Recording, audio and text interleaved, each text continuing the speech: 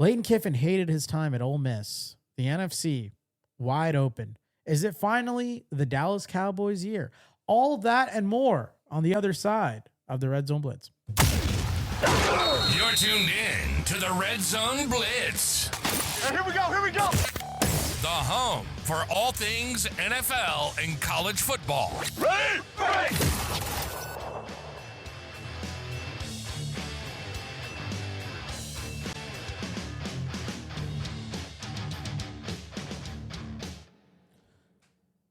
Welcome back, fellas. How are you doing? Good, Great, man. Very nice recording with you fellas again. We are locked and loaded for season 2. Episode 1 is now available. All you AFC fans, go listen to that for your AFC preview on all the teams, post-draft, post-free agency, all that lovely stuff. Aaron Rodgers is still not signed, good sir. Yeah, I heard I don't even think he was in the facility. You know what we He need said to he's do? in Pittsburgh, but he's not actually at the facility. You know what we need to do? At least What's that's that? step one. He's in Pittsburgh. He's getting there, yeah. Our number one thing we need to do, What's that? number one, is we need to go and we need to book a tea time, the three of us. We need to go and do some golfing. Yeah. Because apparently that's what Aaron Rodgers was in Pittsburgh for. He came all the way to Pittsburgh to golf. He went all the way to Pittsburgh to golf. Apparently that's what he was. The rumors The California kid went to Pittsburgh to golf. That's a start of like signing a deal down the road. That's how they always just like, oh, we gotta stretch out the arms, make sure everything. I don't know what the hell's going on. I really just, I wonder who he was golfing with. Maybe it's like a Jerry Jones handshake deal he's doing with Art Rooney. It was Big Mike. Big Mike. Maybe Big Mike was Big there. Mike on the links. Big Mike, he can't golf. Big Mike chubbling down 7 glizzies and hitting the ball into the lake and calling it a day. It's a beautiful time. It's a beautiful time. Yeah, he was there. He has not signed. That saga continues. I feel like that saga will continue for the rest of our lives. I don't think we're getting rid of. I don't think we're getting rid of the Aaron Rodgers debate and debacle anytime soon. Diana Rossini seen kissing her husband as he moved in a office chair. Very nice. Happy Mother's Day. Happy Mother's Day to all the mothers, including Diana. Happy Mother's Day. Other news, Lane Kiffin coming out and saying, I felt uncomfortable being at Ole Miss due to their background because they're so racist and they haven't gotten rid of the Confederation flag or the Confederate flag, sorry. And they just, it was not right for me, he said. Man, what a save. That's a A. That matchup's going to be something. But that's like an A+ move. And that game's in Ole Miss. That game's in Ole Miss. He has to go all the way back there. Yeah. But that's like an A+ move from a PR firm. Like that's a PR firm that made their money for Lane Kiffin there. Because now it's like he doesn't seem like the bad guy, and all these people are coming out and being like, "Hey, yeah, I also had similar experiences with Ole Miss. Like it is bad out there, and all this other stuff." So it'll be interesting to see. Once again, he returns home. Young Lane does. Well, they also had the blindside thing with Michael Orr. Of course. They're that school. They're prominent. Is that the thing that they're most known for, you think? Ole Miss? Maybe that and Eli Manning. Yeah. Probably. That'll do.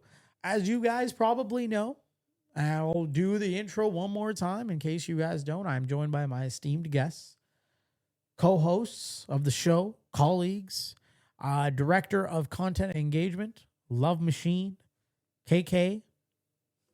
How do you do? How's it going, everybody? Are you going to hit my music or what? Okay. All right. That's what I was waiting for. He's getting demanding. There you go. Getting demanding. Everybody got plans. Ladies wanna know if he's single, what's the play? But he just left it off like, girl, that's KK. Love Machine. And That's me. Come on, man. This is what he lives for. Yeah, he I know. lives for the music. I forget sometimes. He can't do the intro without the music.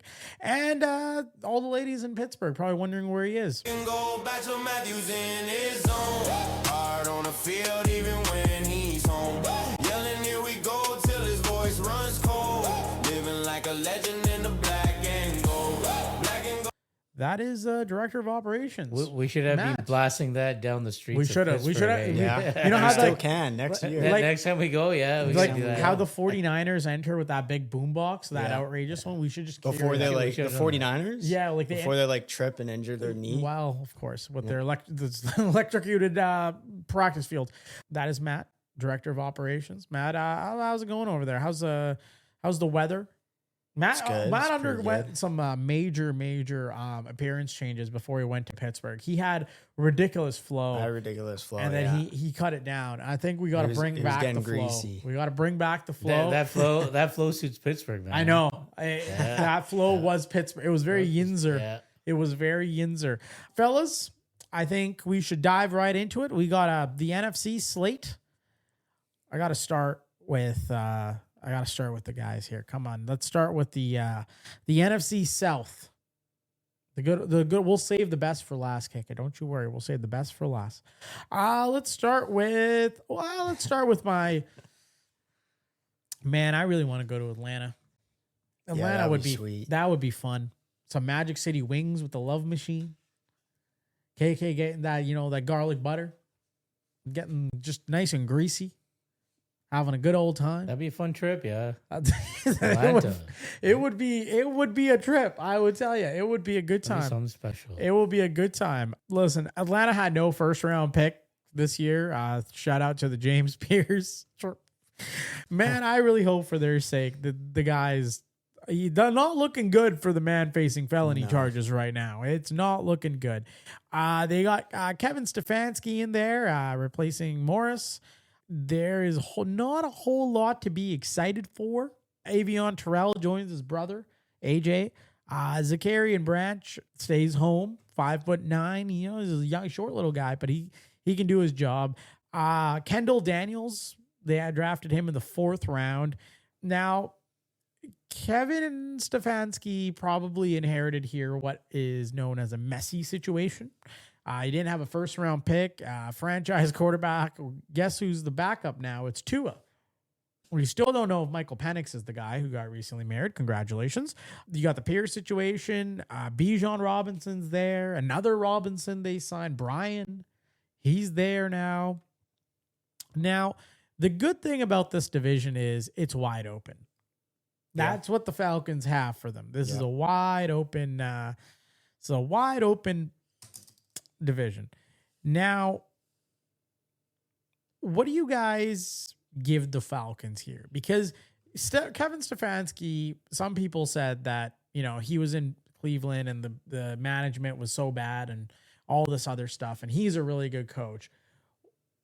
What do you need to see from Atlanta? Is this do they have to win the division this year? Like, is this a must win this year for their division? Why or why not? That's going to be tough with the new head coach. Well- New head coach, uncertain at quarterback. It's also a coach that's defense focused, Yeah, right? I would agree with that. And a shout out to the demon himself, Kyle Pitts. Hopefully they start to utilize him. Yeah. They get going on that parade. They cannot afford to waste Bijan Robinson. And I think They got to use him a lot to start the season. I think that's what I like. You look at teams that do this, like Arizona just did it with Jeremiah Love, where they're not ready for him. Like, they're not ready for that running back piece, but they take one anyways. They got to run through Bijan. That's got to be their answer. Who starts, Matt? Tua or Penix? I think you got to give it a Penix because he was already there to begin with, but probably a short leash. I mean, Okay. we haven't seen much. Who out of starts Penix game yet. 1 and who finishes the season? I think Penix starts. Tua is probably going to finish. And are these guys picking? Do you guys both think this is another team hunting for that quarterback next year in next year's draft? Yeah. No, I don't think so. I think so. it's going to be one of the two. They're going to prove it again. This is You think a they weaker division. You think they stick with One or the other for going into the future? going into the future. yeah. Really? I think they're going to That's try to get a interesting. quarterback. I thought they would be like going after the Dante Moores and like I think trying they to get will. in the sweepstakes of next year. No, that's interesting. That's interesting. I mean, I agree with you, KK, on the Bijan. Like, they got to use him more, but they can't just be one dimensional. I think that's why they got Zakarian Branch, is because they want to bring more speed. But again, at the end of the year, we saw Pitts get used quite a bit.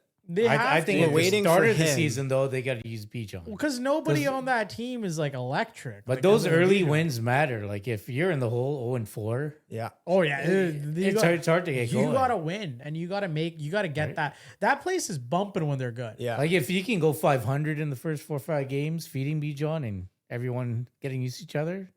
But they need Then you're Kyle in the fight. Pitts to be the 7th Yeah. overall pick caliber player he was, right? That's going to help if he plays like he was at the end of the year. That's going to help Penix or Tua or whoever. And then Drake London will flourish, Zakarian Branch, and then it's just easier on Bijan, right? Easier on the defense. They added Avion Terrell too. I know you're a big fan of him. He is Atlanta Falcons football. Like he is. You talk about a punishing beast. You talk about a guy that's gonna make rain the pain. Avion Terrell's that Both guy. brothers in the secondary. I like that. AJ and Avion. Yeah, it's gonna be fun. I mean, it's gonna be fun for them. It's all about rebuilding that defense. I think until you haven't rebuilt that defense, you're in some trouble, especially with the way Kevin Stefanski coaches. I hope for the Falcons fans out there. I met some of them in Pittsburgh. I hope for their sake it gets done. It gets taken care of. We go into a raucous environment when the Red Zone Blitz goes down to Atlanta.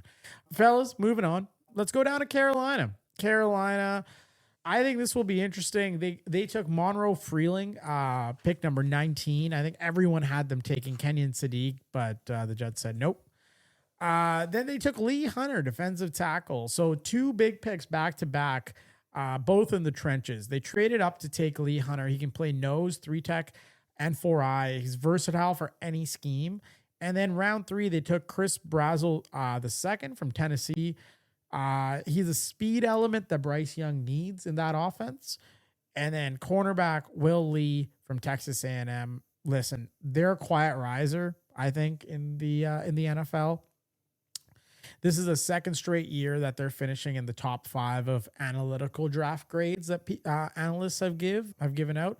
They're drafting for who they want to be, which is a physical, run first, multiple receivers team to help Bryce Young manage the game. They did lose Rico Dowdle, of course, to where did they go? Oh, Steelers. Yes, they did lose Rico Dowdle to Pittsburgh. Freeling is a potential franchise left tackle. Brazel's speed, I think, is the biggest difference. What I like about the Panthers, the weapons. I think Tet McMillan is a big time weapon for them that he can do a lot. You've got Xavier Legette is still there. They've got Coker who's still there. They are hurting a little at the tight end position. I'm sure they would have liked that to be a little bit more. But my question to you guys, are they the favorite? Yeah, because look who they just signed as a free agent on defense. Jalen Phillips, Devin Lloyd. Mm-hmm. Yeah. They got a young offense, and they got like a solid defense. Well, now. they improved by 3 wins each of Dave Canales' seasons that he's coached. I think you give Monroe Freeling, now you got more time for Bryce Young to cook. Yeah, it definitely does help. He's got a great football IQ. I think there's certain things about his game, like, yeah, he's got to work on like low pad level, and his balance is a bit off. I don't think they're going to be the top team in the South, though, just because of consistency. I don't think you see that enough from Young. And the Chris Brazel, the second pick, it's not bad. In my opinion, though, I think he just gets phased out, though, in that wide receiver. There are a lot of dogs there. I think it's tough with McMillan and Legette. Yeah, and Coker there. And they have the kid from, they've got the kid from Colorado as well. They're Horn. Yeah. It is tough. I've watched a lot of Carolina Panthers games last year, partly because I had Mr. Bryce Young as my quarterback. So I got to see a lot of them. They're a fun team to watch. I think they have an exciting offense. Look for Chuba Hubbard to be fed the ball this year as a whole lot as the lead guy there. It'll be interesting. I really like the way they developed Bryce Young, whereas they took him early and he sat behind Andy Dalton. Yeah. And they had a plan for him, and they didn't waver off the plan. And I think that's the most number one thing that teams right now struggle with is they waver off the plan too quick with their young quarterbacks. So kudos to them. I like what they've done with the draft. Do you think they're favorites to win this division? They did last year. I'll save I mine. I'll think save so. mine until the end. I'll save mine until the end. I do think they're up there. They're up there. Yeah. I think they should. They should take everything about this team's history has shown that they take steps forward. Do they hit a plateau this season? Who knows? I mean, does the success of the season mean that guys like Bryce Young don't train as hard, or Ted McMillan doesn't take it as seriously this year? There's going to be your difference. I think the leaders of your team have to treat this offseason to get better, like not be satisfied with just getting pumped out by the Rams in the first game. So I think that's kind of where I see Carolina. Moving on, fellas, the New Orleans Saints. They were busy. They were busy in the draft. They took Jordan Tyson, wide receiver, number 8 overall. I think you saw how emotional he got when he was getting picked, especially his walk up to the draft podium. That was incredibly emotional. Christian Miller from Georgia, defensive tackle, was their second round pick. Big nose tackle. And then you had Oscar Delp, the tight end. He'll be good. He was underused at Georgia, but he should thrive in this Kellen Moore system. And then Bryce Lance, wide receiver from North Dakota State, 6'3", who ran a 4.34 40, 17 touchdowns in 2024. Sneaky good late round value. This is the team that picked their quarterback early before the draft. They said their guy was Tyler Shuck. Jordan Tyson was a big splash pick. You're adding in him. There is injury risk there. Chris Olave has gone through some of his stuff with injuries as well. Travis Etienne coming into the fold. Now, how many wins are you guys giving the New Orleans Saints revitalized team? And do you think Shuck is the answer, or are they another team that's going to be eyeing one of those quarterbacks next year? I'd probably give them about 6 wins. Okay. Yeah. All right. I think Tyler Shuck's going to stick around, but every team's got to be looking at, is there a quarterback in the next draft that I can take up? Depending on how they finish, right? I think they're going to be an interesting team to watch in terms of, you talked about it with Atlanta starting 0-4. A real nice storyline in next year's draft. A real nice one that starts with the last name Manning. That's where his granddad played. Yep. That's where the granddaddy ties are. That's true. If they start off slow, look to them to potentially get into that market where they take Arch Manning. Like they try to go get their quarterback. You think they're going to tank for Arch? Awesome. I don't think they'll have to tank. I don't think they'll have to tank. I don't think they'll have to tank. I don't believe too much in this roster. I'm not a big Tyler Shuck guy. I'll go out and say it. I think Chris Olave spends a lot of time injured, and they drafted another wide receiver who spent a lot of time injured. Yeah. I'm not a huge fan. Sorry, New Orleans. Might be there soon. Hey, we might be in the city, so maybe you could change my mind. I'm not a big fan. Yeah, I agree with that. That's what I was going to say. There's too many questions with injuries with them. Like, it's good they got Tyson. He's a great player.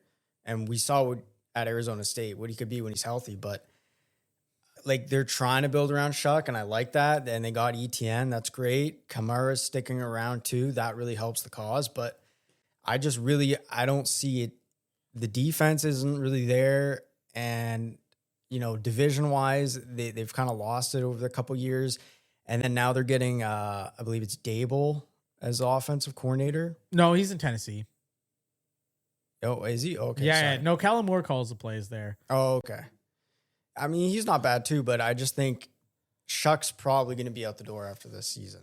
I hate to say it because I think he was promising, but. Well, I mean, he should be out the door if they can't compete in that division. Yeah, and that's the thing, right? Like, top team Carolina had 8 wins.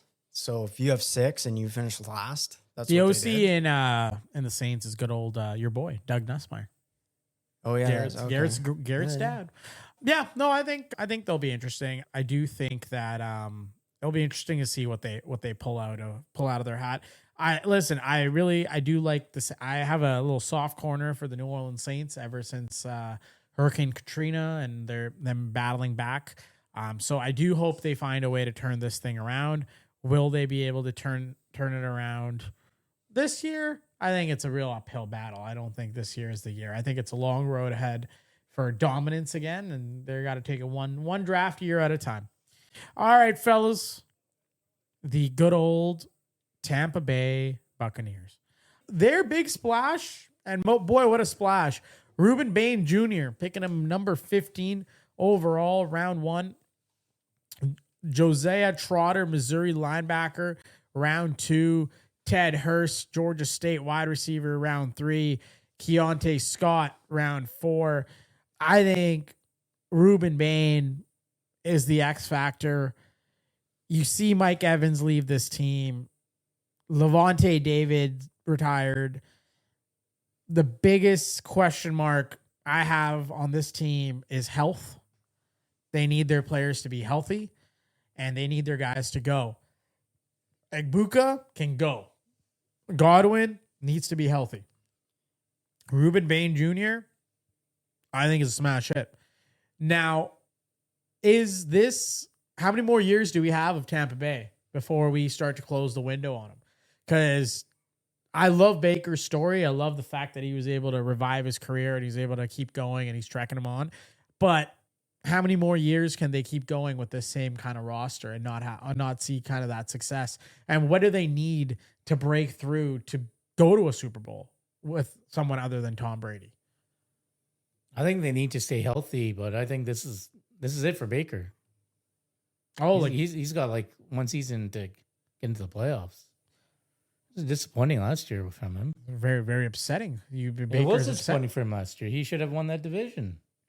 What do you think is the biggest thing that, well, aside from health, what do you think is the biggest thing that holds back Tampa Bay this year if they're not able to get it done?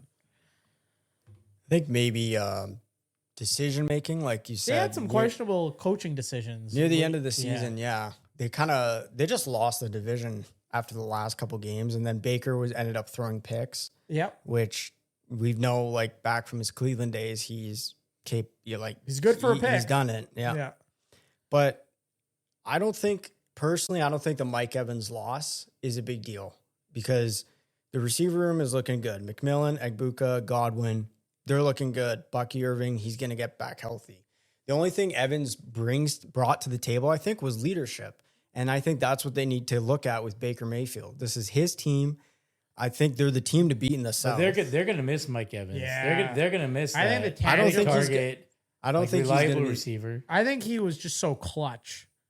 And I don't know if I can put any other receiver on. They also signed Kenneth Gainwell, which is a really good signing. Yeah, that was a sneaky little signing they had. That was a solid signing. Yeah. I don't know if I trust Chris Godwin the same way I don't trust Egbuka, because they're both guys that like have these weeks of brilliance and then they disappear. And they have these weeks of brilliance and they disappear. Whereas like Mike Evans consistently does this thing. And like, I don't know what's going to happen to him in San Francisco. Man might destroy every bone in his body playing on that team. Yeah. But he's a very consistent performer. And it takes some time, man. Like I even remember when like Amari Cooper left the Cowboys, it took a while for Dak Prescott to get on the same page with his other receivers because Amari Cooper was so reliable. So it will be interesting to see what they have. Overall, I did like their draft. I think Reuben Bain Jr. alone pushes them into a positive draft grade. So yeah. I did like their draft. Fellas, when it comes to this division, who's the winner? You want to start or you want me to start? Sure. Start. Go ahead. I'm going to go with Carolina. I like their young offense, Bryce Young. I love their defensive signings. Yeah. They won the division last year. I don't see why they can't do that again. Okay. Carolina Panthers. I got the Buccaneers. I think adding Reuben Bain is huge, and they got Alex Anzalone, your boy from Detroit, on the other side of the ball. Vita Vea in the middle. I think it bolstered up the defense. They're going to be better at stopping the run. Baker will figure it out. I got the Bucs winning. All right. Well, you guys know how I feel about this certain guy. You know how much I love them. You know how much I love that city. I've never been there. I've just heard great things about the chicken wings. Great things about But not the football team. the baddies. Great things about the raucous atmosphere. Some would say the Peach State. Yep. I'm gonna go with Atlanta. I think Atlanta, where there's a will, there's a way, and maybe Kevin Stefanski coaches himself into Coach of the Year, and we see Tua's resurgence in Atlanta. What a life Tua's lived. So eh? you think Tua is going to take over the Yeah, spot I think it's Tua. I think Tua's the guy there. I don't. Nothing about Michael Penix screams to me leader. Yeah. Where it's like I think Tua's seen this rodeo before, and he's been around the league for a while now. He's played some high stakes games where I think he can do it. But what a flub that Michael Penix pick was. It reminds me of the Minnesota Vikings, and we'll get to them and their JJ McCarthy pick. But what a flub that was. If Tua ends up out playing you for your starting job, I think it's time to pack it in, buddy. I think it's over. I think it's done deal. Who's the best quarterback in the division? I got to go with Baker. I think it's hard not to go with Baker. Yeah, I go with Baker too for now. But Bryce Young's up and coming. I'll go Bryce Young. I'll give my boy some love. The thing is with that, it's like how many games they've played, right? We've seen so much of Baker. We haven't seen much enough of Bryce. Bryce Yeah, Young. no, I'll go Bryce with is Bryce. coming. I'll go with Bryce. He led a lot of comebacks late in the fourth quarter. I like what he saw. I like what I saw from the man. Let's go NFC West, fellas. Let's start off with the love machine handling Arizona Cardinals. Obviously Kyler Murray leaving. Massive loss. Is it? I don't know, but Cardinals took three notable picks they had for me were Jeremiah Love, number 3, special. Round 2, pick 34, Chase Bizontis from Texas A&M. Getting that O-line secure, getting that O-line some help. And what an interesting one. Carson Beck, round 3. They also went and they added Tyler Algier in the offseason. Jacoby Brissett still doesn't have a deal. We don't know if the man will be playing football or not. With the Carson Beck pick, do you start him right away? So the funny thing with the Carson Beck pick is that when I walked out of the draft that night, I was getting a beer outside the stadium, and I saw this Cardinals fan. He just had a Cardinals t-shirt on, and he was holding his beer, and I guess he was waiting for his buddy who was grabbing some fried chicken or whatever. And he's sitting there, and he just looks like so depressed. He looks like his wife spent millions of dollars on just crap. And she's going to hoard it and bring it home. And that's what happened with the Carson Beck pick. And I asked him, I was like, how do you feel about your draft, brother? And he's like, don't even start with me.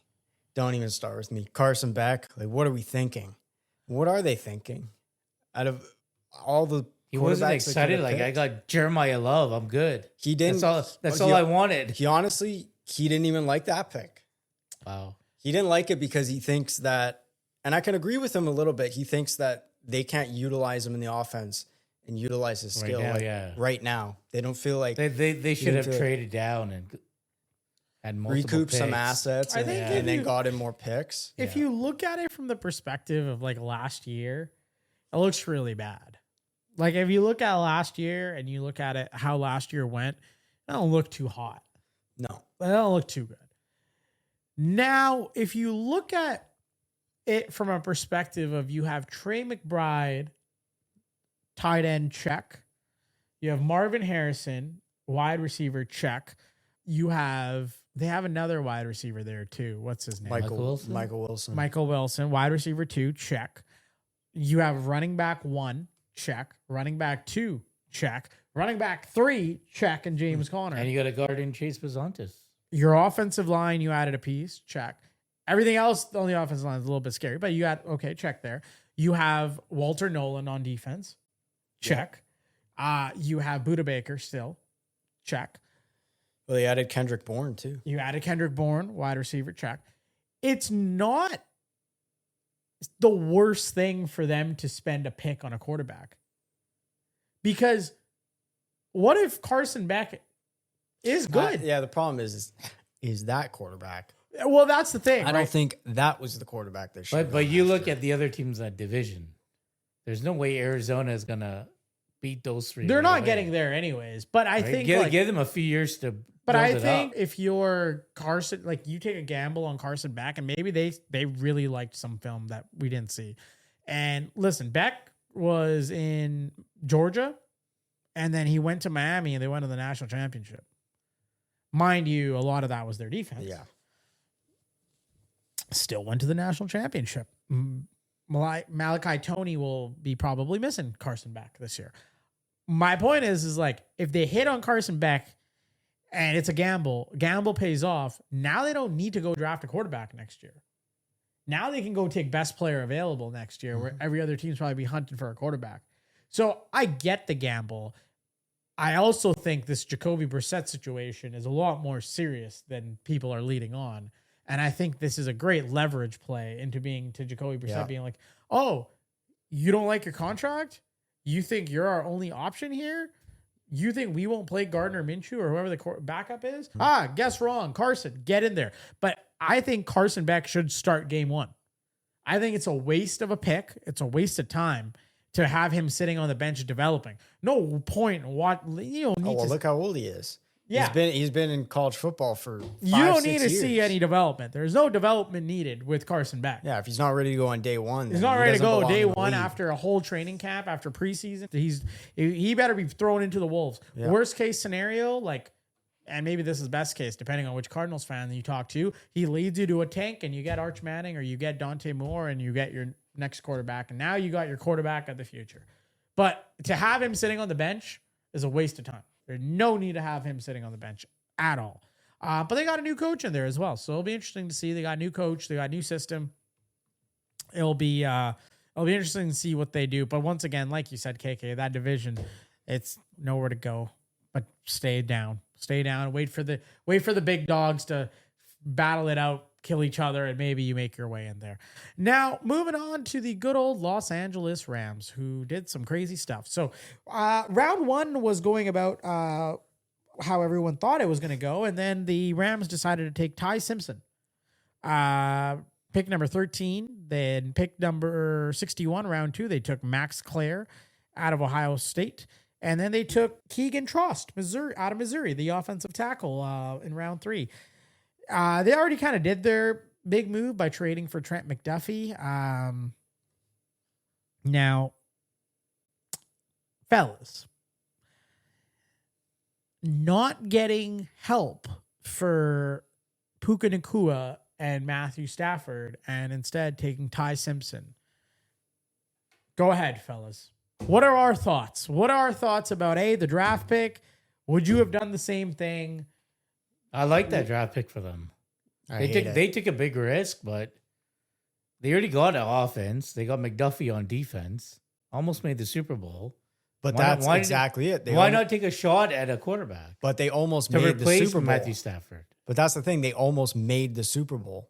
So why wouldn't you get a piece on defense or maybe on offense like the line? But they added Trent McDuffie on defense. Okay, but with the 13th pick, how many guys were on the board that they could have gotten that were defensive players? It was defensive heavy draft. They could have gotten an offensive line even. They could have got a wide receiver as well. Like Micah Lemon could have gone to them.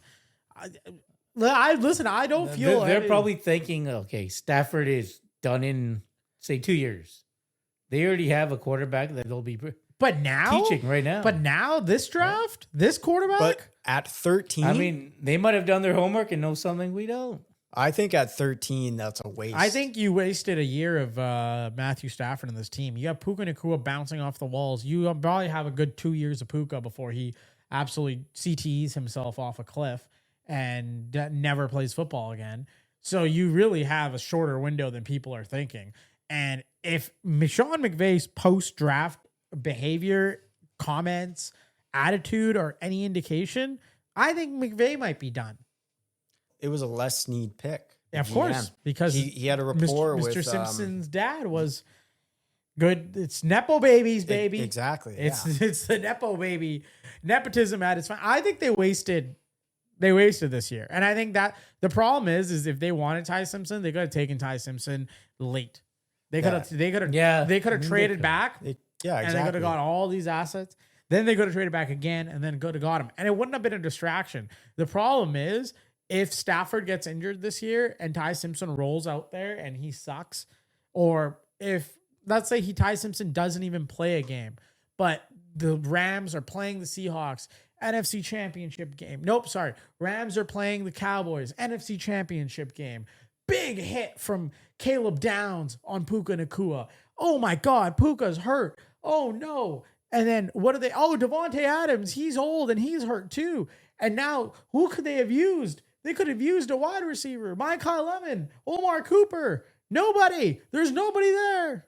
It's a risky pick, but if you look at if he ends up being the starting quarterback in 2 years, that was a home run pick. There's also a Replacing ton of Matthew pressure Stafford. on him, though. There is. Because you have Sean McVay, who is one of the best coaches in football. Who hates you? Okay, well, for It's now. Sean McVay who like absolutely hates the fact that you're here. Like, could you imagine doing this podcast? You sat down on the chair and you knew I hated the fact that you sat down on this chair, but we had to do this podcast. It would be an uncomfortable podcast. Yeah. I mean, probably wouldn't be here then. Yeah. But like how uncomfortable do you think it probably is in that room with all those guys, 53 of them, and then you got like offensive linemen that have like broken their back to protect Stafford. Yeah. All they wanted was another weapon, either for the line or a wide receiver. And they just looking and they're like, this is who we got.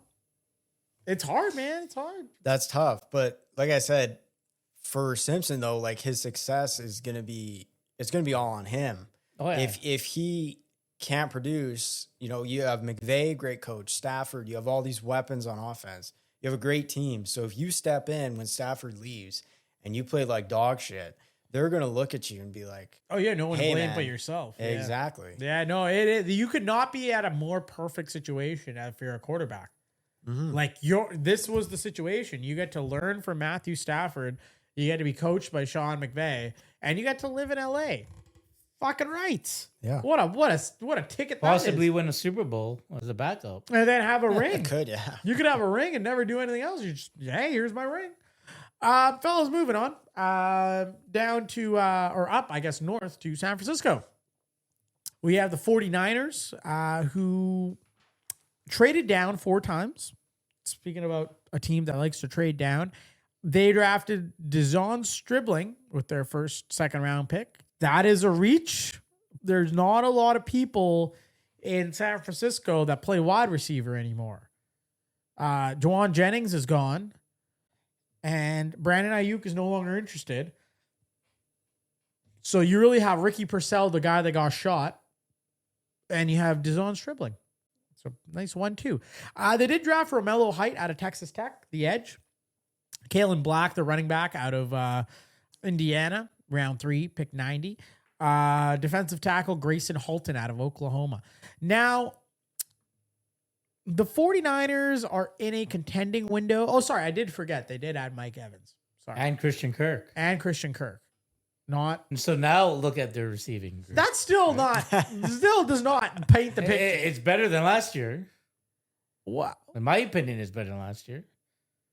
If Mike Evans stays healthy, you got another 1,000-yard receiver in the group. Yeah, that is true. I don't know. I don't know if I think they're losing Robert Sala. That'll be a big one. And I think this is it for Kyle Shanahan. I think this is it for Brock Purdy. And it can't That's be. another guy. He's like signed the big new deal. It can't be. They're stuck with him. Yeah, who cares? Tua signed a big deal. And, look what And Miami guess who did. their defensive coordinator is now? Matt Eberflus. Isn't no? He's not the coordinator. Isn't he like a? I thought he's a assistant? defensive He's like an coordinator. assistant to the or an advisor. Well, he's there. Oh, then fuck. It's over. San Francisco, you're not winning shit. Good luck, buddy. Seen this movie before. There it is. It's over. It's done. They're cooked. I thought it was Raheem Morris. I could be wrong. I could do a quick Google. What am I doing? 49ers defensive coordinator is Raheem Morris. So Matt Eberflus is an advisor. Then. Yeah, he's in there doing something. He's like in a little advisor. So then role. Raheem Morris, not bad. Not bad. No, Raheem Morris better than Matt. Eberflus. Matt Eberflus is the assistant head coach of defense. Oh, jeez, Louise. Oh God, just a thief of joy, this guy, Matt. Yeah, I listen.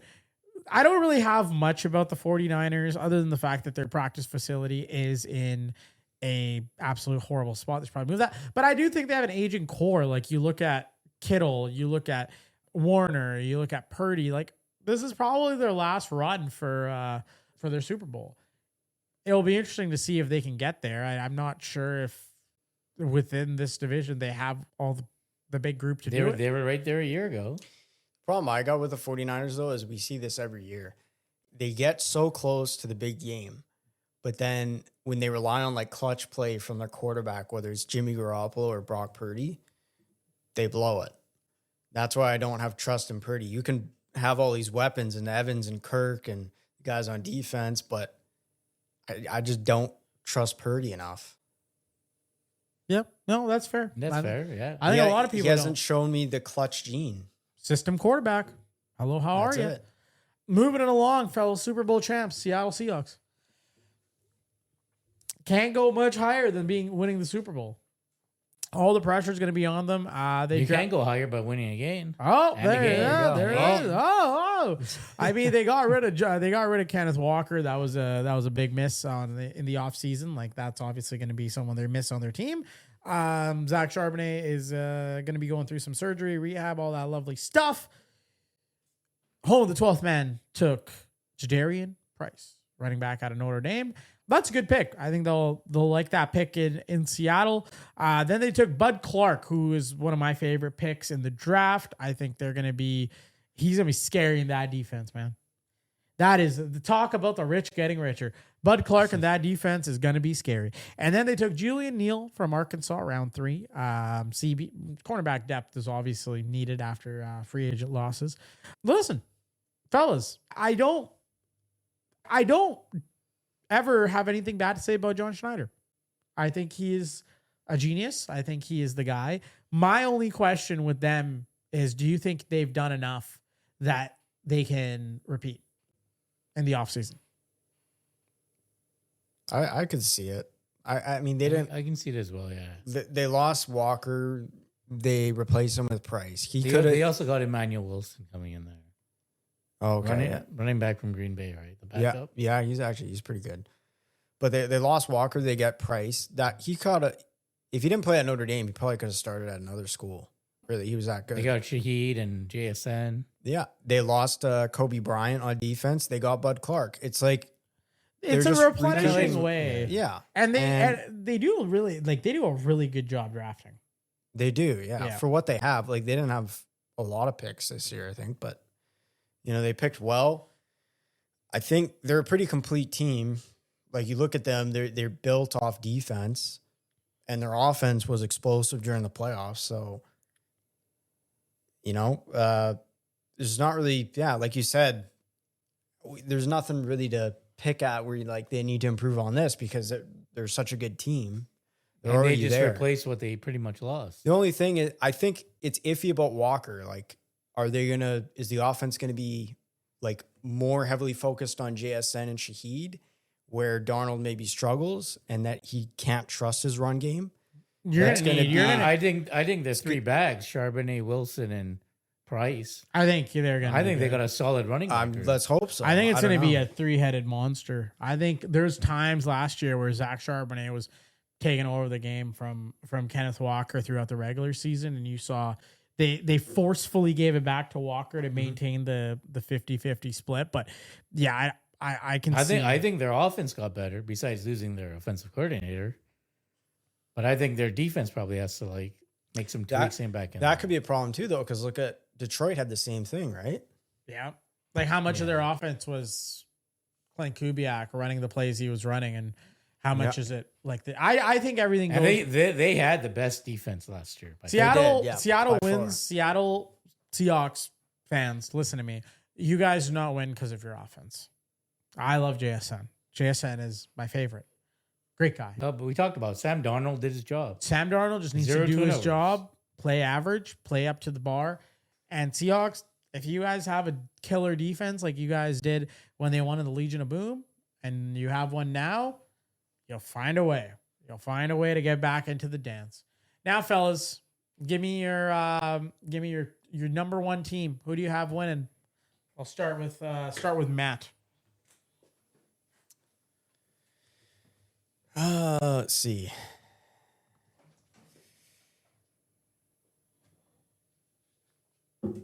Might be a bit of a shocker. I'm gonna go with the Rams.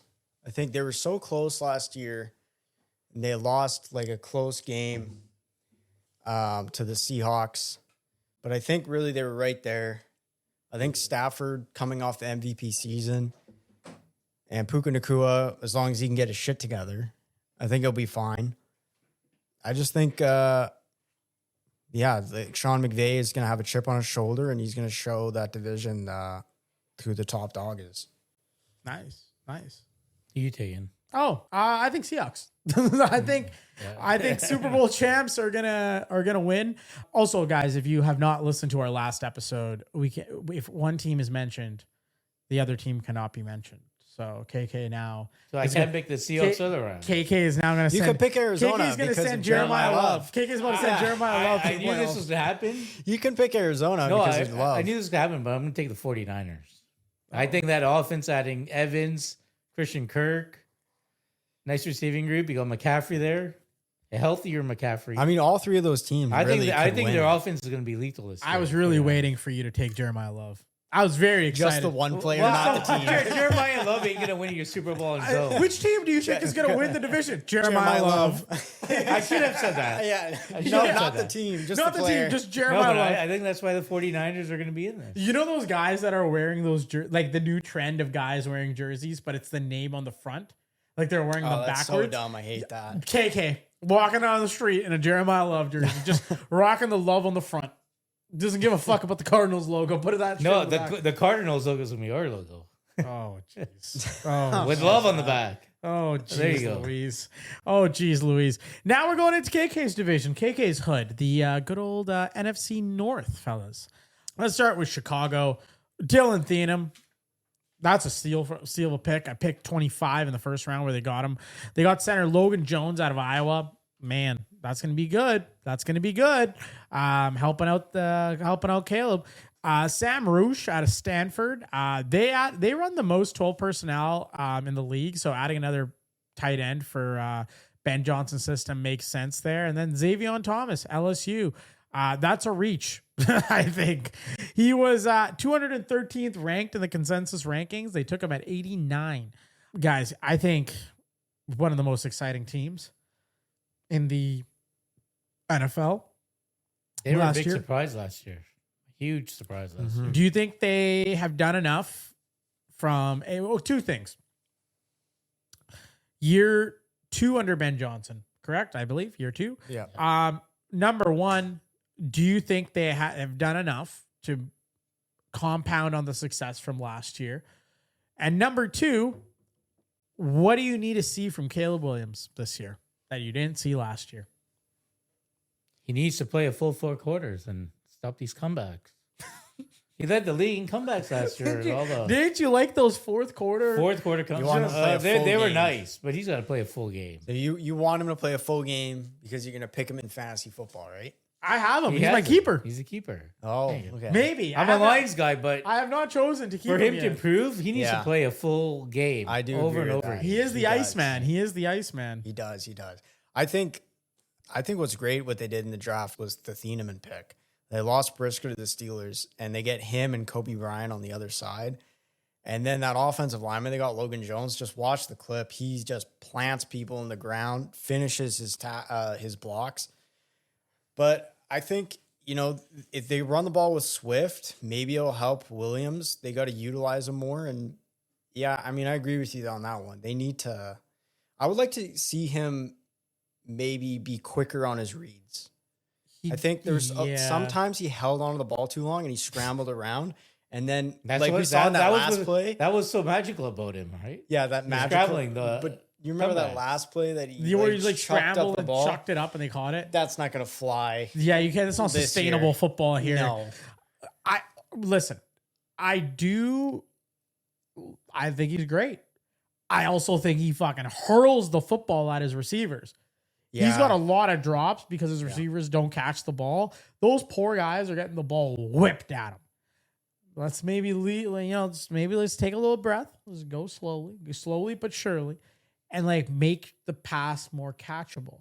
Make it better game management. Better game management, more like, and those things will come. I think last year Caleb Williams, he spent a lot of time proving to people in the league and the baddies on Instagram that he was the guy, and he wanted to make sure that he had a little bit of I'm the guy. It's also year one with Ben Johnson. Yeah, right? And I think Ben Johnson was tough on him early on, basically being like, I've got to dumb down the system for Caleb Williams. And I think he took that personally. And I think this year they've got that rapport. I think they're going to build on their success from last year. I have no complaints about what they did. I think getting rid of DJ Moore was a fantastic idea. And you get to see a little bit more out of Luther Burden this year. I think that would be nice. Yeah. Give the people what they want.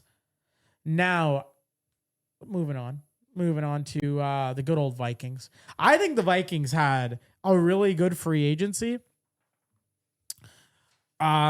They had a terrible draft, to put it lightly. Yeah, I would agree with that. I think their free agency wasn't bad. I think the Kyler Murray $1.3 million cap hit deal is crazy value. And if he can work and Kevin O'Connell can get him right, Kevin O'Connell's been able to get Daniel Jones and Sam Darnold right. Listen, fantastic. I think you do it right there. Now, Caleb Banks, defensive tackle from Florida. And I know Brian Flores wanted him badly. The man's injury history is not good. It is, everything about this is not good. And you know what? I hope for Vikings fans, we're going to get one on the podcast soon. His name's Rick. We're going to get Rick on the podcast. Big Vikings fan. They got to hope that Caleb Banks goes to the school of Aaron Rodgers ayahuasca and is rehabbing this thing and rehabbing his foot like no tomorrow. Because, man, does he have an injury history? Brian Flores then picked 51, round 2. He got his guy Jake Golday out of Cincinnati, linebacker. That's a perfect scheme fit for him. And then they doubled down on defensive tackle in round 3. Dominique Orange from Iowa State. Big Citrus is right. And then Jacoby Thomas from Miami, safety, round 3. So Flores had himself a great draft. All defense. And I think there is a reason why Brian Flores is still on the Vikings. Can you guys tell now why he didn't go somewhere else to coach? Or he didn't go somewhere else for a defensive coordinator job? I think he went up to their owner and GM and was like, if I'm going to stay, I want to be able to, I want say in the draft. Yeah, give me the reins. Yeah. I want say in which players we get. I don't want to get the second comings of defensive tackle or whatever. I want to go get my guys. So you saw a lot of that. Now, this is the same organization that drafted JJ McCarthy. 9. Did you see the clip also when he was asked about the top receivers? No, go please enlighten us. They sat JJ McCarthy down. I don't know who it was, if it was Kay Adams or some female reporter, and they asked Kay him, Adams. and we love you. And he asked him like, what are your top 5 receivers or something? And he left Justin Jefferson out. He named all these receivers, and he left Justin Jefferson out completely. Like he didn't say who are the top. Okay, you go. Who's your top 5 receivers? Like he had named Jamar Chase 1. Chase. No, without an order. Let's just say 5. Go first. Chase, Kay. Jefferson, Okay. JSN, Okay. Amon-Ra, Okay. One more. Puka. Okay, you go. Chase, Jefferson, Puka, CeeDee, and JSN. Okay. I think I'll go Chase, Jefferson, CeeDee Lamb. How many was that? 3? 4? 4. I'll go Pickens. There. 5. I still said Jefferson. What kind of stupidity is he on? I have no idea. What kind of drugs is he taking? This is also the same team that drafted 2 nose tackles in first 3 rounds. Since he didn't say Jefferson, is Jefferson like fuck you, I'm leaving now. I think he might be out the door pretty soon. If they're losing, I can see that happening. Between I don't the think Avalanche Calgary answered. absolutely curb stomping the Minnesota Wild and their starting quarterback. Well, he's not their starting quarterback. Kyler Murray. I fucking hate when guys do this. I hate when guys have a slam dunk or a home run right there and they do this just stupidity. Micah Parsons did this too. I remember when Micah Parsons got on his podcast and started naming off the quarterbacks and said, and he never mentioned Dak. But JJ McCarthy should have just mentioned all his receivers. And the Dak thing, All the Vikings receivers. the Dak thing, I can even That's it. still, the Dak thing, I can even still be like, fine. Somebody out there might not have Dak as top 5.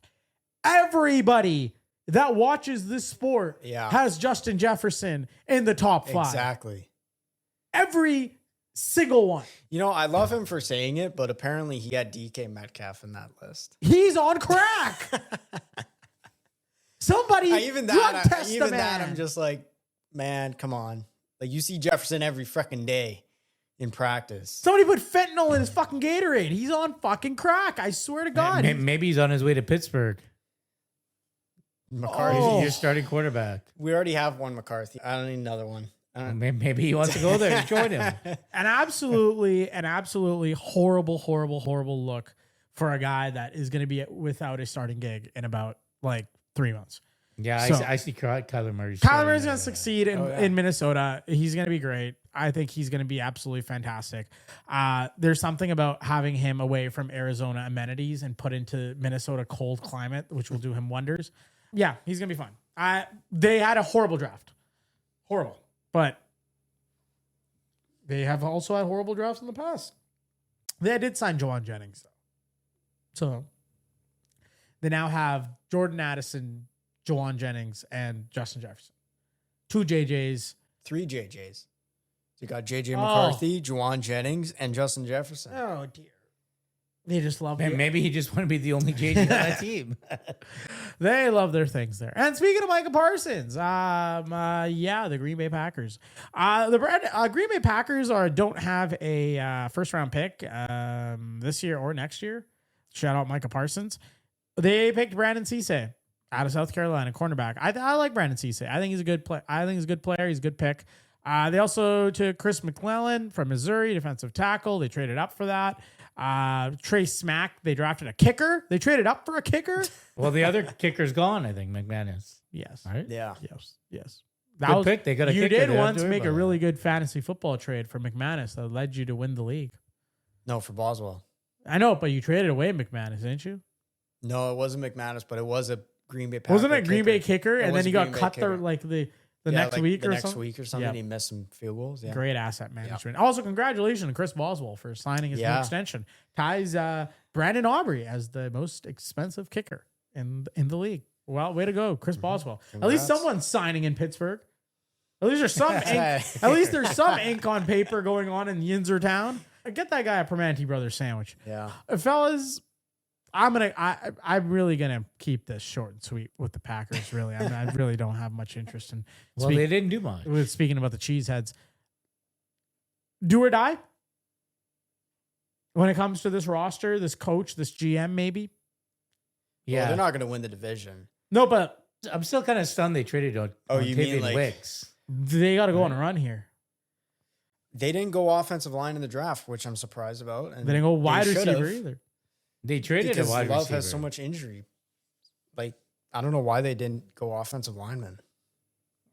I think it's do or die. Personally, I think the Green Bay Packers don't go at least to the NFC Championship game. It's it. It's over for the roster. And let me tell you something, Cheesehead fans. Let me tell you something.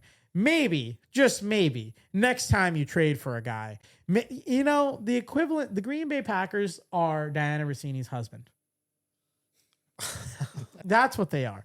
Because here they are falling in love with a nice Italian woman, Diana. Beautiful Italian woman. So is Diana the Cowboys? No. now? No. Hold on. I'll get there. Diana's Micah Parsons. Diana's Micah Parsons. Hold on. I'm getting there. So the Packers, Mr. Rossini, Shake Shack executive. Shout out to Shake Shack. Love the burgers. Great time. Great milkshakes. He loves, or the Packers love, I guess, Diana Rossini. They love the sauce she makes on Sundays. Great Italian woman. Mama's happy. It's fucking fabulous. Great stuff. And young Diana's still dreaming about, she's left that high school boyfriend, Mike, back in college. They split up. Mike went on and did his thing under the lights, the bright lights. And Diana can't stop talking about Mike. So that would be Aaron Rodgers then. Yes, I guess that could also be attributed to Aaron. The problem, okay, the Green Bay Packers are cucks. I knew that's where we're going. ending up with I this. knew that's where you're going. We're going with the Green Bay Packers are cucks. They will forever be cucks. They will never amount to getting to the main stage of like the actual fucking. They employed Mike McCarthy for far too long. They employed Brett Favre for far too long. They employed Aaron Rodgers for far too long. And they continue to just be cucks. The fact of the matter is, Aaron Rodgers, Green Bay Packer, many years, they limited his Super Bowl window by never giving him any help. They never brought the fucker any help. They never said, hey, here's a player. And now what are they doing to Jordan Love? The same thing. They go out, they trade 2 first-round picks for Micah Parsons. Micah Parsons can't get Jerry Jones' dick out of his mouth. Crack of a Miller Lite, official beer of the Dallas Cowboys, unsolicited ad. Shout out to our friends at Miller Lite. Micah Parsons cannot stop talking about the Cowboys. Why was he talking? Why does he still have a podcast? Why is that still a thing? Who is listening to the podcast? I'm not listening to the podcast, but every time he mentions the Dallas Cowboys, suddenly it's on my feed. So he just likes talking about the Dallas Cowboys, so people listen to his podcast clip. And did you guys see him at the Pro Bowl? Did you see him at the Super Bowl trying to hang out with the Dallas Cowboy players? Oh, did you see him during the draft?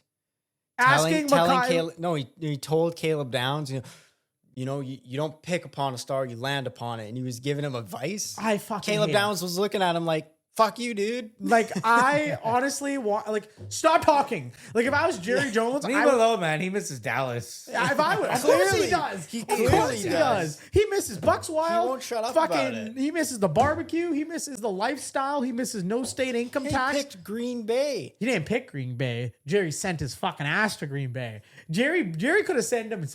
There's a plethora of teams Jerry could have sent him to. I think he did this shit on purpose. I think he's like, you know what? I'm going to find the most miserable place in the fucking world. Yeah. You're going there.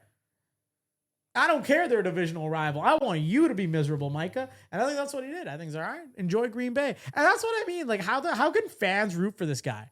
Like, how could, like, I bet Green Bay Packers fans like, oh, sorry for stealing Mike off you, bro. That's exactly how they talk. That's what they always say. Still, or that's how it was when he got traded? No. This is at the draft. Yeah. Sorry for stealing Mike off you, bro. Wouldn't they be angry? Like, why did we get this guy? And I'm like, thanks for like 4 games we had of Micah, have healthy Micah Parsons. They're like, thanks for Micah, bro. And I'm like, okay, first of all, number one, you're welcome. Thank you for Quinnen Williams, Caleb Downs, and Kenny Clark, and thank you for all that. And they're still happy. And George Pickens potentially signing. Thank you for that.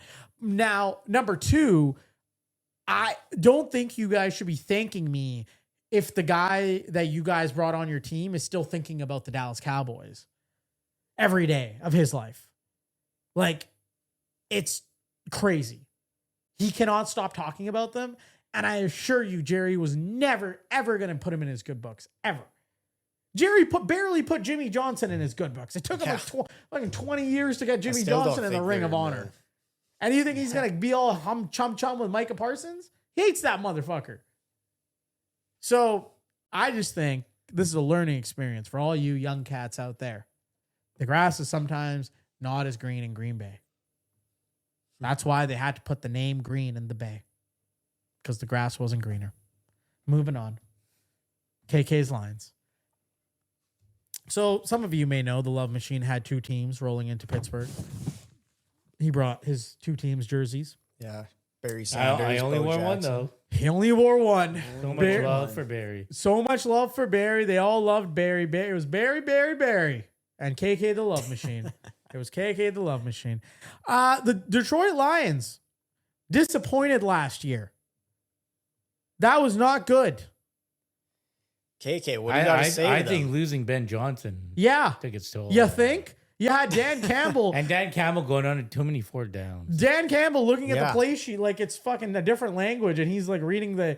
Dan Campbell looked like he was reading an Indian buffet menu for the very first time. He's like, chicken vindaloo, what's that? No, he's not like McCarthy, man. He's not looking at the menu like that. Well, you never know. But the Lions did all right for the draft. They took Blake Miller out of Clemson. He's a game-ready right tackle. I think that answers a little bit of that offensive line need. Derek Moore out of Michigan, staying in home, the edge, round 2, 44 overall pick. Opposite Aiden Hutchinson. Not bad. Then you got Jimmy Rolder, physical athletic linebacker in round 4. And then Keith Abney, the second, Arizona State cornerback. Pretty good draft. I don't hate it. Bad. I don't hate it. They got an offensive tackle. I'll tell you one thing they could have They gotten. also got rid of David Montgomery. I think they For should have another gone offensive after- lineman. The Raiders ended up picking running back Mike Washington Jr. I think that's a player that they should have gone. Yeah, but they signed Isaiah Pacheco. Pacheco looks so Pacheco. funny. I mean, they I got, saw the clip of they him. got their running back. Did you see the clip of him running I with saw the clip of Jameer him Gibbs? running, And you and- look how smooth Jameer Gibbs runs. Exactly, And yeah. Isaiah Pacheco's like moving his head like more often than Yeah. he should. He's just like, The head's moving more than the yeah. feet. It's like, come on.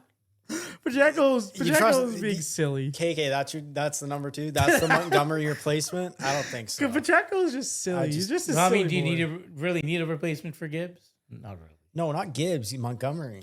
No, Yeah, but- they gotta. Just feed Gibbs the ball more and more. They Yeah, just gotta. but- Yeah, they gotta let Gibbs ride. Yeah, but you got to have the backup running back to lighten the workload. You can see it with so many teams. No, they're just gonna kill Pacheco. They're gonna send Pacheco out there for his Oh, you 1 think- yard. Yeah. He's gonna be 1 yard inside zone, crashing into butt cheeks. They do and- that with Panay Sewell, though. Yeah. They also have that option. Yeah, you guys stopped throwing to your offensive tackles as much last year. I think. But they added so much defense on this team. That's They what need needed, to, right? and I think we talked about the 49ers. I think the Lions need to go and study their physical therapy help and whatever else because man, they were injured. Their last year. secondary was like They were really good, yeah. destroyed. Secondary is Like brutal. I had the privilege or maybe the torture of watching them on Christmas Day. I think it was, and it was like basically a reserve squad that came in and they had to play for them. It was bad. It was bad times. Moving into the winners and losers of the division, KK, you're a esteemed Lions fan. Oh, I'm going with the Lions all the way. right? Hello. How are you? As long Dan Campbell just needs to kick some field goals once in a while. Take the points, take the W, and get into the playoffs. Oh, what? That's funny you think they're a what? field Going goal for away it from on every winning. fourth down was it I mean, successful? But there's lots of games where that was a momentum changer in the Yeah. game, right? Yeah. Go Instead ahead. of being down, you're ahead. Game management. Wait, Yeah. we hold on, pause. We never picked the best quarterback of the NFC Did we do West. that app? We do the that? NFC West? Yeah, we never did. Well, I mean, there's only one guy yeah. anyway. Oh. Like, what's the point of? Yeah, it's Stafford. Yeah, that's true. Sorry, guys. Stafford. Sorry, guys. That's why we I skipped was over that it. earlier. Sorry, guys. It's Jeremiah It's not Love. Ty Simpson. It's Jeremiah Love. It's not Ty Simpson. It's Jeremiah Love. Jeremiah loves everything now. Sorry. Go with your pick for. Oh, I'm going to make it so funny. I'm picking the Chicago Bears. I think they're going to run it back. Ben Johnson, year 2, which means you have to pick either your 2 favorite. Who are you going to defend? Packers or Vikings? He's going the Vikings. I'm gonna go. Listen. Everybody deserves a second. You can go with the other Love, No, Jordan Love. No, it's okay. Everybody deserves a second chance. Everybody deserves a chance to redeem themselves. And I think when you take a man out of a comfortable climate that he's used to, and you bring him into a spot so cold, so treacherous, so full of daycare, like Minnesota, I knew what you were doing. you pair him with one of the best wide receivers in the game, one of the best defenses in the game. You pair him with a motivated Juwan Jennings. Oh, you pair him with whoever decides to run the football in Minnesota. I think it might be Aaron Jones. You and Jordan Mason. 2 San Francisco brothers reunite. Juwan Jennings and Jordan Mason. Give me the Minnesota Vikings winning the division. I'll take it. I'll take that. going to be the worst. I knew you weren't going. Worst $5 bet I've ever fucking made in my life, but it'll be fine. Best quarterback in the division, fellas. Your options are Jared Goff, Jordan Love, Caleb Williams, or Kyler Murray. Kyler Murray. It's got to be Caleb Williams. You wouldn't go with your own QB, really? Caleb Williams is better than Jared Goff. That's a realist right there. Yeah, I'd go Caleb. Yeah, I'm gonna go Iceman. Is that his nickname? Yeah, that's what he calls himself. I don't think Drake's very happy about that. Did you pick Aaron Rodgers when he was? He's not on the team. Did you pick Drew Aller or Will Howard? You know, I gotta say with Drew Aller though, not to make it yes, but like a lot of people saw the clip of him and his footwork and the drill and him throwing, and McCarthy was like watching him after the 5 minutes he stopped like eating to actually coach. But like everyone was like in the comments just be like, "Oh, he's going really slow. He had an ankle injury. No, he that's broke the point his of the ankle." drill. The point of the drill is to go slow. That's what I mean. It's to emphasize the stepping of the step. Exactly. So you're supposed to like really emphasize. It's like basically I think it's coming out of center with the ball, and it's to like build your footwork, like 1, 2, 3, 4, 5. Exactly. And Technique. then step. Yeah, technique. All technique. So I It's all think technique. the purpose of him going slow is to show he knows the footwork. Exactly. 'Cause But if he everyone in the comments was blowing up like, "Oh, he looks really slow. This is Rodgers' replacement." Like he's coming off an ankle injury. How fast And is Aaron that's- Rodgers compared to that? I bet he's probably the same speed as Aaron Rodgers. I bet Drew Allar's pointed drill is probably the same speed as Aaron Rodgers going full speed. But yeah, no, Steelers People fans need to relax. just relax a little Yeah. bit. It's gonna be fine. It's gonna be okay. I know you guys had the draft there and you guys were pumped and jazzed, and now you don't know what to do with yourselves. Just relax. It's gonna be fine. It's gonna be all right. You'll be okay. Go watch some Pirates games. Lovely stadium you have. Fellas, it's time. Let's start. Let's get into it. New York Giants. The New York Football Giants. Listen, John Harbaugh's era, they started off with a bang. They took Mr. Arvell Reese, number 5 overall. Okay, all right. They traded Dexter Lawrence for the 10th overall pick. They got Francis Mauigoa from Miami. Said he would die for Jackson Dart. Literal words. They took Colton Hood, round 2, pick 37. They took Malachi Fields, round 3, pick 74. Good draft. What a great That's a draft. great Yeah. draft. That's a good draft. That's a good draft. And those are just the little highlights there. Going to be scary times. That'll be scary times in New York. I think John Harbaugh's a serious football man. I think he's going to build himself a serious program. I'm not sure. They might not win a lot of games, but they're going to be a serious football team. I think gone are the days of Brian Dable screaming at Cam Scatterbo out of the blue tent and like telling him to go back into the game. I think you're going to run a very serious operation. I do love the Arvell Reese pick. Mauigoa is a dog of a pick. Thank you very much for giving us Caleb Downs. Love that. And you know what? Colton Hood. That's a solid pick. Addresses a need. They're gonna need to figure out what they're doing with Arvell Reese and Abdul Carter in terms of Abdul Carter. I mean, who the hell knows what's going on with him? he does seem like a bit of a wild card. Yeah. That man. So it'll be interesting to see what they end up doing. Could be trade bait. Oh, okay. Could be trade bait. Okay. All right. Well, now we're The Giants do have a problem with like not being able to keep a star. Yeah, see things through Right? with their star player. Yeah. And then they go and try to sign him years later. Hello, Odell Beckham Jr. Welcome back. You are now a New York Giant.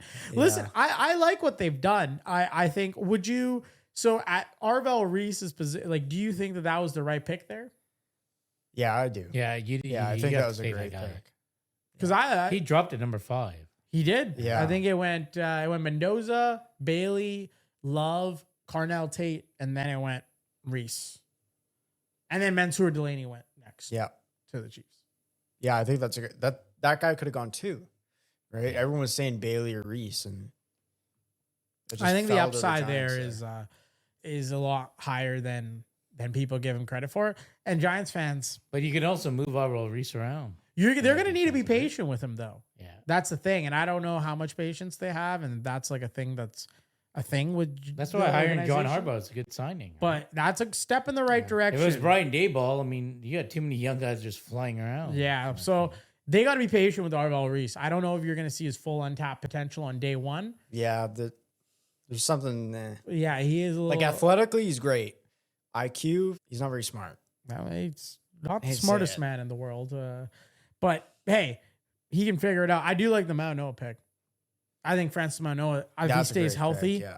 it's a perfect pick. I think you need that, especially if you have a quarterback like Jackson Dart, and especially if you have a running back like Cam Scatterboot. Now, fellas, moving on to the Philadelphia Eagles. Philadelphia Eagles traded up to get Mekhi Lemon, stolen from the Steelers, who were on the phone with him. He's a slot specialist, I think, with A.J. Brown's time likely done with the Philadelphia Eagles. I think it's a good step in the right direction for them. Eli Stowers out of Vanderbilt was their round 2 pick, the tight end. And then Markel Bell was their offensive tackle pick in round 3. Fellas, I can't really talk about the Eagles in a positive light. I will say them going up and taking Mekhi Lemon, Howie Roseman, doing Howie Roseman things, seeing the writing on the wall for one of their players and quickly getting his replacement is tidy business. Now, this is the last year for Nick Sirianni. All the pressure is on. All the pressure is on Jalen Hurts. Everybody's under pressure. I haven't even talked about Saquon Barkley. All the pressure's on there.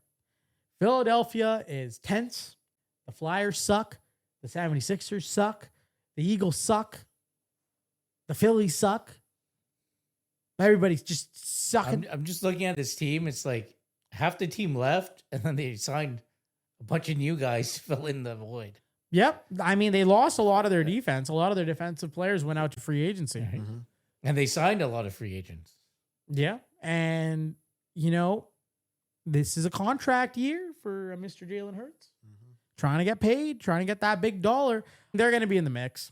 I think they're going to be in the mix. I'm going to be, my New Year's resolution is to not spaz out at Eagles players and fans and team members. I think they're going to be in the mix. Are they a lock right away? I don't think so. I think give them 3 weeks. Give that first 3 weeks. If they start out 1-2, 0-3, dare I say 1-2 though, I think you're going to have some problems. I think there's going to be some serious chaos going on in Eagles country. Well, that might happen because you got a lot of guys coming in, all that chemistry. You got to rebuild all that. What shocks me though is it seems like what did they get Big Dom to do the draft picks? So you just went through all this bullshit drama with AJ Brown, and then you decide, let's get Mekhi Lemon, who his temperament off the field and in media is kind of questionable. And then they just signed Dallas Goedert, and then they decided to go get Eli Stowers, who hasn't really played tight end much at college football level. And then, to top it off, they pick a Nigerian player who has never played football in his life. So, what the fuck is this franchise doing? What the fuck's going on? See, it in was Eastern Pennsylvania. It was my I'm confused as well because it was my New Year's resolution. They It wasn't still have everybody's. AJ Brown. You got Mekhi Lemon. You traded for Dontavian Wicks. I You don't signed understand. Hollywood Brown. I have no idea what's going on. I don't know what the fuck's going on. They also It's got, just a bunch of guys left and a bunch of guys just came in. they also got the wide receiver who's best friends with AJ Brown. They signed him too. Who's that? What's his name? The Eagles signed him though. AJ Brown's best friend. Elijah Moore. Is that him? Yeah, Elijah Moore. Yeah. So they brought in another receiver. But if you're trading away AJ Brown, what was the point of bringing in Elijah Moore? Exactly. So they have AJ Brown. They drafted another receiver, Mekhi Lemon, and then they brought in Wicks, Elijah Moore, and Hollywood Brown. Yes. It was quite beautiful. How many? What I don't understand, it's like all the Eagles fans are just looking at the Steelers fans over in Western Pennsylvania and be like, we got Mekhi Lemon for you. It's like going to the fucking garage sale and then seeing a $5 item and then being like, I'll give you 50. I just got a deal. What to are you me, doing? it just seems like What are you doing? they're gonna have Jalen Hurts just dropping back. Hail Mary to all 6 receivers. He can't even throw the long What ball. if you catch it? Why don't you go down there? Why don't you go down there and snag the ball down? What if you can't guys throw get the it? long There's ball. 6 of you. Oh my days. Oh hey. It's just like I felt like Big Dom was picking. And what the fuck was he doing in the war room? Supplying the snacks. What do you think he's doing? He's supplying the Philly cheesesteaks. He's picking out gabagool out of his pockets? The fuck? Yeah, don't fucking drop the cheese. I like the cheese on my feet. Yeah, you know what? It was my New Year's resolution. So, you guys are fucking crazy in Philadelphia. It seems like Pittsburgh owes Dallas for what Dallas did to help the Eagles get Kyle Lemonell. Yeah, no, it's Like we got rid of this guy, so you guys don't take him. yeah. You guys dodged a bullet. I know. I think we really do. A lot of people on day one were like freaking out, and then I was like, "Hold on." It was really funny at the draft. But. Yeah, Let's give people it some were while. losing their minds. It was quite entertaining. Speaking of losing their minds, the Washington Commanders had a good draft. I think they picked Sonny Styles, number 7. Man, that was a good pick. I don't hate that pick. You got Antonio Williams from Clemson, round 3. And then they drafted Joshua Josephs. I mean, just Sonny Styles is a home run pick. They did not really address their wide receiver needs. That's not enough. They are speculated to be in the Brandon Ayuk trade speculation, so there's maybe hope there. Guys, you got to do a better job drafting. Especially the draft is going to be there next year. Yeah, I mean the Styles is a great pick, but problem is like I don't think so. What else I is don't on think the Jaden defense? Daniels is going to finish the year. I think they got. so? I think they got themselves another RG3 situation. It's Well, it depends how they use. Like, yeah, did they get some O-line help from him? no, not really. How do they use their sit? They have him run around the field. A lot. He just runs around like a madman with his head cut Yeah, off, and then exactly. eventually gets tackled. So like Antonio Williams. They signed like, one offensive lineman, guard Chris Ford, in the offseason. I mean, I No- like no help up the there. Antonio Williams pick out of Clemson. He's a good receiver. He's like a younger Terry McLaurin. So if you do like a run pass option, it works well. But at the end of the day, it's just like it's too much on Jaden Daniels. You know who needs a Yeah. key to the city? Terry McLaurin. He needs a key to that. Oh, he's He'd been been there, there sure. for Yeah. forever, just winding away with just shit after shit each year. I mean, I don't hate it. I'm not a big fan of what they did, to be honest. I'm not like out here like, oh my God, wow, they just totally won the thing. I think Sonny Styles helps address a lot of needs. They still need a lot of work. Maybe getting Brandon Ayuk helps them a little bit there. But yeah, they got to protect Mr. Jaden Daniels. That's number one thing on their list should be to protect Jaden Daniels. All right, fellas. Now it's important that we talk about the best team in the nation. I'd like to say best team in the nation, America's team. But before I do, I just want to give a special shout out to the folks over at Fantasy Jocks. Fantasy Jock for hooking us up with our fantasy football wrestling belt. KK, you took a look at that belt. That was an awesome belt. Yeah, you know what? I can't wait to be wearing that next season. Oh, well, everyone's delusional all of a sudden. I see everybody sipping the Philadelphia Eagle water. But if you guys are in need of any sort of fantasy memorabilia or belts or rings, draft boards, loser trophies, anything you can think of, they have it. FantasyJocks.com. Right now, they've got $5 shipping, or it's free if you make an order over $200. They've got everything you can pretty much think of. They don't just stop at football. They've got baseball and basketball as well for their trophies. They also have cool little rings. Maybe we'll be adding that into our little repertoire for our league champ. So that'll be very nice. Once again, we appreciate all the folks at FantasyJocks.com for all their support in gearing us up. We'll be having a lot of fantasy football content down the road. If you do want to get in touch with us for a sponsorship or any sort of inquiry, you can email us at redzoneblitzpodcast@gmail.com. If you want to follow us on the social media, you can follow us at Red Zone Blitz Pod on all the platforms where you find your social media content. Where can they find you? KK Red Zone Blitz on Instagram. And Matt, where can they find you? Matt_RZB99. There you go. Come follow us. We're a good time. You can come look at our selfies. It'll be fun for everybody involved. Now, fellas. Okay. With the pick of the absolute century, Caleb Downs, number 11, round 1. Amazing. Malachi Lawrence, round 1, 23 overall pick. Very nice. I like that. Jayshon Barham, Michigan, edge, round 3. Like that. Good archetype for that Christian Parker system. LT Overton, another edge, round 4 from Alabama. 3 edges and 4 picks.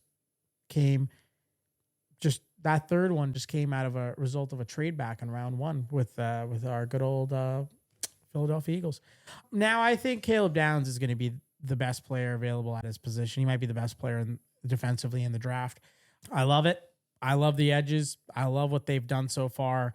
George Pickens seems like he is on his way to sign his franchise tag. He signed it. It seems like he's going to play on it. That offense is going to be, I mean, there are concerns like running back 2. If something happens to Javonte Williams, like what the hell do we do there? But from an out, like if you were to look at the Cowboys defense now versus what they started with last year, night and day. I think a big difference. Christian Parker, it's an exciting time for Christian Parker to be in the fold. But man, Caleb Downs, I think that is the guy. I think going into it, if you had told me that we walk out of there with Caleb Downs, I would have given it an A regardless of any other pick. So they addressed a huge need there. Thank you to all the teams that passed on Caleb.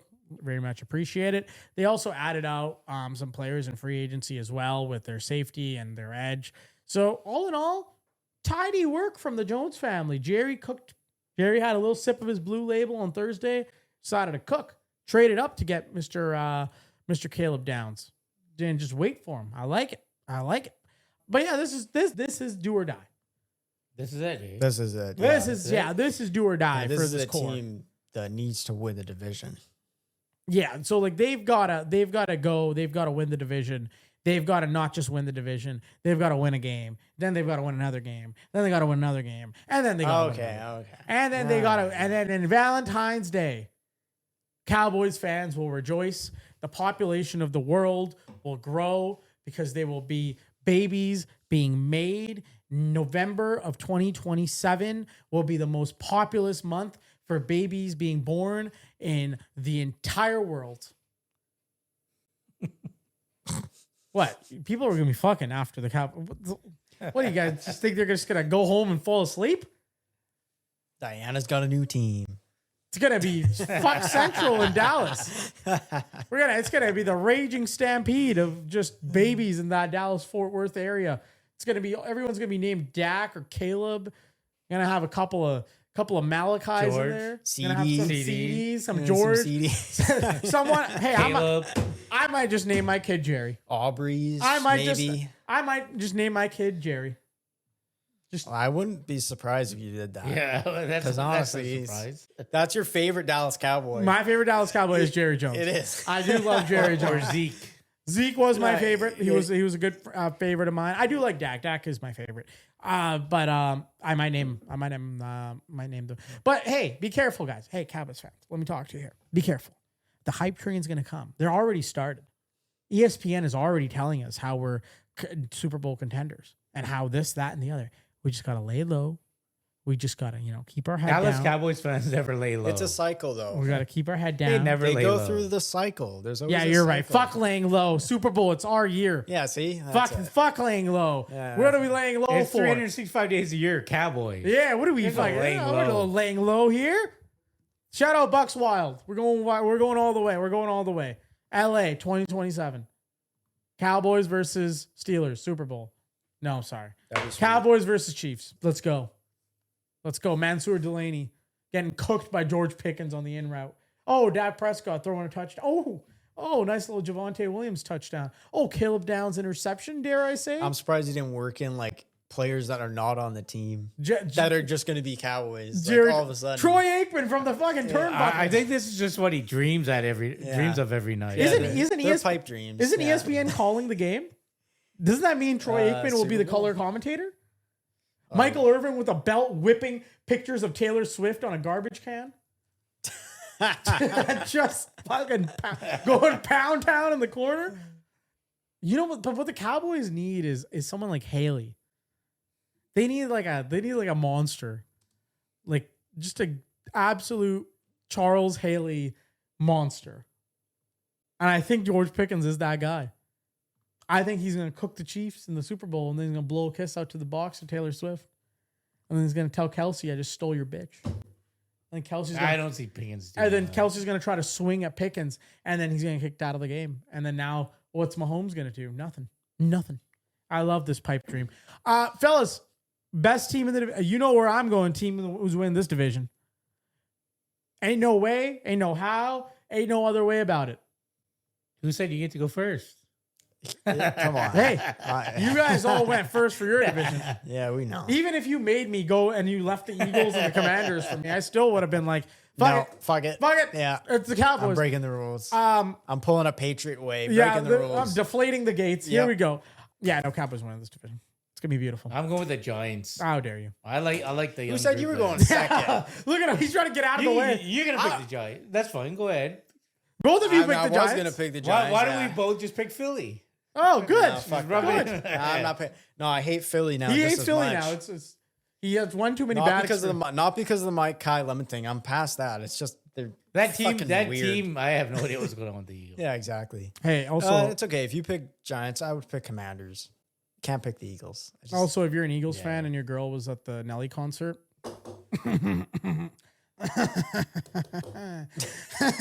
Just saying. Just saying. I'm not gonna say nothing much, but just say. You're just saying. I'm just saying she has a new favorite team. Just saying. So wait, sorry, you're saying who? Don't Mike Vrabel the situation. He picked the here. Come Giants. He on. picked the Washington Commanders. So nobody picks the Eagles, eh? Oh well, that's just No. beautiful. Well, no one has a clue what they're doing right now. That is true. They have like 7 receivers and a quarterback that can't throw I think down the Jaden field. Daniels is better than Jalen Hurts. Ooh.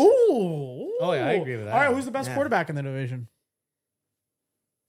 I'd go with Dak. I'd go with Prescott. Dak. Dakota Rain Prescott. You know what? Okay.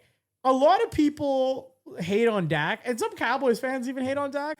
He's like the third, I think he has the third most yards in SEC history. Oh, he was great at Mississippi State. And he's fourth in touchdowns. yeah. Like in the SEC in their history. This is like, dude can ball. Like, I feel like Steelers fans are dying out there. They would. Could you imagine the Steelers with Dak Prescott? we would love a QB like that. You gotta have like a Primanti Brothers sandwich called the Prescott. It would be like fucking just brilliance. But Dak's not going anywhere. Darius got that thing locked down. He's retiring a Cowboy. Listen, Dak stays healthy. God bless. Fuck all the rest. It's gonna be beautiful times in Dallas. It's gonna be a beautiful time. Fellas, how do you feel so far about the NFL? Any sleeper Super Bowl matchup picks? I gave you guys mine. Way too early. I think it's way too early. Yo, give me a way too early he Super Bowl. said Cowboys and Chiefs. Oh, come on. Okay, give me your way too early Super Bowl prediction. Realistically, Y- like, are you being I realistic? have no idea right now, man. That'd be realistic. I don't know. It's It's tough to way too say. early. You It's can be way no- too early. You can be not realistic. Yeah. It's up to you. There's no fucking. Well, I'll say Steelers, but Okay, Steelers, and who's the NFC? I don't know. Maybe Rams. Okay, Steelers, Rams. Okay, That'd be cool. Yeah. There's some history there. I'll go with the Lions and Steelers. the Lions and Steelers. Oh, You just want Why to not? go and just That'd be win your. chaos. You're just trying to take revenge for all those Steelers fans that chirped you when you went by the Lombardi trophies. And were like, hey, this is the Yeah. closest you guys have ever gotten to one. Yeah, you never seen one of these Yeah. before. Steelers with Drew Aller as a quarterback, not Aaron Rodgers. I would like to see it. A lot of people want Will Howard, but Yeah, any final Hey. message to Mr. Aaron Rodgers as of recording Monday, May 11th? get off the golf course and go to the facility. You just at least talk with the organization. I don't care if you sign or you don't sign, but So you still want him as a Fuck you doing quarterback? huh? My message to him would be like, Do just I go want home. it? Do I want him as a quarterback? No, I honestly, just tell him to go home. I honestly, truth be told, I don't want him as a QB for the team. I He want wants him him as a coach. I want the. That would actually be kind of, no, he would be a crappy coach. him offensive coordinator. No. With Big Mike. No, because he would be like, sit down, kid, give me the helmet and the football. It's just, It would be all bad. right, that's enough. Give me your jersey. I'm Yeah, going again. exactly. How many Green Bay Packers are going to end up being traded to the Steelers this season? If Rodgers goes back, probably like 5. I don't want him back though. I think Randall Cobb I think coming they out should of do- retirement. It, should do it seems Drew like the Aller. receivers always follow in Rodgers. Yeah, but they should do Drew Aller, Will Howard in training camp and just have them battle it out, see who's gonna be the QB number 1. But I don't know. I don't really want Rodgers back. I think that's it. It's not a horrible thing to go with Drew Aller and what's his face? Will Howard. That's not the not worst bad. thing. It's not the worst thing. Fellas, that's another episode. Good old NFC. Shout out to the NFC. We'll be back with another episode. We'll be doing a little bit of a dive of that lovely schedule. We'll be ranking our top 5 games to look forward to next year. What's on our top 3 bucket lists for travel when it comes to those games. We'll try to incorporate some college football games that would be happening around the same time. So we'll go and do some research. We'll come back with some games. Maybe we'll be partnering with a travel agency. Who knows? The possibilities are endless. In the meantime, if you haven't already, please go subscribe to our YouTube, Red Zone Blitz Podcast. Go on YouTube, subscribe to us. Please subscribe so I can start putting video content out. Please. Go listen to us on Spotify, Apple Podcasts, Audacity. Audible, Amazon Podcasts, anywhere you listen to your podcasts, you can find us, Red Zone Blitz Podcast. You can write to us, redzoneblitzpodcast@gmail.com. And yeah, our socials, Red Zone Blitz Pod. X, Instagram, TikTok. Go give us a follow. Once again, thank you guys so much for listening. This is the 2nd episode of our new season. If you guys have any feedback on the format, on what we talk about, on anything that you like to hear more of, less of, extra of, hit our lines. And until next time, this is G. I'm KK. And I'm Matt. And we're out.